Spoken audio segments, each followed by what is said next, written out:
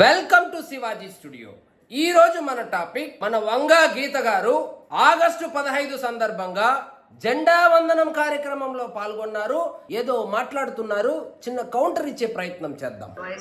Vice ఎంపీలు, MLA, మన counsellors, ఎంపీటీసీలు, సర్పంచులు, అందరూ మీతోనే ఉన్నారమ్మా. మరి అందరూ కూడా ఈ యొక్క జాతీయ జెండాని, మీరు జెండా వందన కార్యక్రమానికి వచ్చినట్టు లేదు మేడం. మీరు పార్టీ క్యాడర్ అంతా నాతోనే ఉన్నారు, దొరబాబుతో పాటు ఎవరు వెళ్ళడం లేదు అని బల ప్రదర్శన కోసం వచ్చినట్లుంది. సరే, ఏదో ఒకటి చెప్పండి మళ్ళా. మనమందరం కూడా తెలుసుకోవాల్సింది ఏంటంటే, ఏందికా ఇది 78వ స్వతంత్ర దినోత్సవం. అవునవును, కరెక్టే. 78 సంవత్సరాలైనా రాజ్యాంగం, బాబాసాహెబ్ అంబేద్కర్ గారు మనకి రాజ్యాంగాన్ని అందించి రాజ్యాంగంలో అసమానతను తొలగించడానికి, ఏం అసమానతలు తొలగించడానికి అనంతబాబు ఒక ఎస్సీ కుర్రాన్ని చంపి డోర్ డెలివరీ చేస్తే అసమానతలు నీకు కనపడలేదా? అప్పుడు మాట్లాడలేదేమక్క? ఇప్పుడు గుర్తొచ్చిందా అసమానతలు? ఓడిపోయినాక అసమానతలు గుర్తొచ్చింది మీకు. జగన్మోహన్ రెడ్డి గారి ప్రయత్నం ఒకటే, అసమానతలు తొలగాలని. అందుకోసమే ఆయన మీరు వచ్చిన కార్యక్రమం ఏంది? మధ్యలో జగన్మోహన్ రెడ్డి ఎందుకు వచ్చినాడు? మీరు వచ్చింది జెండా వందన కార్యక్రమానికి. ఆగస్టు 15 జెండా వందన కార్యక్రమంలో జగన్మోహన్ రెడ్డి ఎక్కడి నుంచి వచ్చినాడు? జగన్మోహన్ రెడ్డి ఏమైనా స్వతంత్ర సమరయోధుడా? జగన్మోహన్ రెడ్డి వాళ్ళ తాత ఏమన్నా స్వతంత్ర సమరయోధుడా? జగన్మోహన్ రెడ్డి గారి తండ్రైనా కనీసం స్వతంత్ర సమరయోధుడా? కాదే. మరి జగన్మోహన్ రెడ్డి ఎక్కడి నుంచి వచ్చినాడు? ఆగస్టు 15 ఉత్సవాల్లో జగన్మోహన్ రెడ్డి పేరు ఎక్కడి నుంచి వస్తుంది? ఇందుకు కదా మీరు ఓడిపోయింది, ఇందుకు కదా మీకు 11 సీట్లు వచ్చింది. భజన భజన భజన, ఎప్పుడు చూసినా భజన, సందర్భము లేదు, పాడు లేదు. చెప్పండి. విషయం ఏంటంటే, జగన్మోహన్ రెడ్డి గారు మళ్ళా జగన్మోహన్ రెడ్డి అంటావు?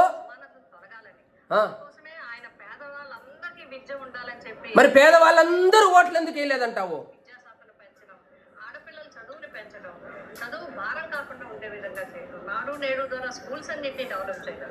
ఈ విధంగా ఆయన ఏదైతే సమాజంలో అక్క నీకు దండం పెడతా, ఆయన అట్లే ఉన్నాడు, మీరు అట్లే ఉన్నారు. సమయము లేదు, సందర్భము లేదు. ఎప్పుడు చూడు పథకాలు పథకాలు పథకాలు పథకాలు. అంబేద్కర్ గారి యొక్క ఆయన బాటలోనే నడుస్తుందంట. ఆయన బాటలోనే ఇంకొకసారి నడిస్తే మీకు వచ్చేది ఆ 11 కూడా రాదు ఈసారి.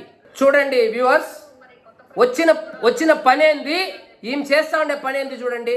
జెండా వందనం కార్యక్రమానికి వచ్చి జగన్మోహన్ రెడ్డి భజన చేస్తా ఉంది. గీతా గారు ఒక పని చేయండి, జెండా వందనం కార్యక్రమం పేరు తీసేసి జగన్ భజన కార్యక్రమం అని పెట్టి భజన చేసుకోండి. ఏంది మేడం మాట్లాడుతున్నారు మీరు? అక్కడ జరిగే ప్రోగ్రామ్ ఏంది, మీరు మాట్లాడుతూ ఉండేది ఏంది?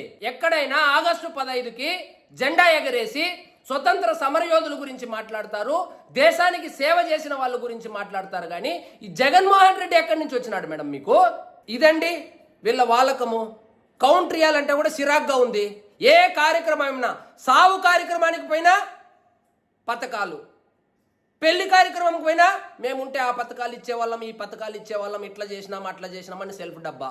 పెద్ద మనిషి ఫంక్షన్కి పోయినా కూడా ఇదే సోది. ఫంక్షన్ ఏదైనా స్క్రిప్ట్ ఒకటే.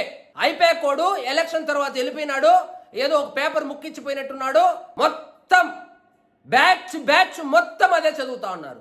జగన్మోహన్ రెడ్డి అదే చదువుతున్నాడు, మీరు అదే చదువుతా ఉన్నారు. వచ్చిన కార్యక్రమం ఏంది, మీరు మాట్లాడుతూ ఉండేది ఏంది మేడం? ఆ కార్యక్రమం పేరు దయచేసి జగన్ భజన ప్రోగ్రామ్ అని పెట్టుకోండి. ఒకవైపు జెండా ఎగరేసి జెండాని మీరు అవమానిస్తున్నారు, దేశ జెండాని మీరు అవమానిస్తున్నారు. గాంధీజీ గురించి చెప్పాలి, నెహ్రూ గురించి చెప్పాలి, భగత్ సింగ్ గురించి చెప్పాలి. కానీ జగన్మోహన్ రెడ్డి అంటావు ఏందో అండి. మీ ఇష్టం. ఇట్లే ముందుకెళ్తే ఆ 11 కూడా రాదు చెప్తున్నాను. ఇదండి ఈరోజు మన టాపిక్. మీకు ఈ వీడియో నచ్చినట్లయితే లైక్ చేయండి, షేర్ చేయండి, ఛానల్ మాత్రం సబ్స్క్రైబ్ చేసుకోవడం మర్చిపోవద్దు. జై హింద్.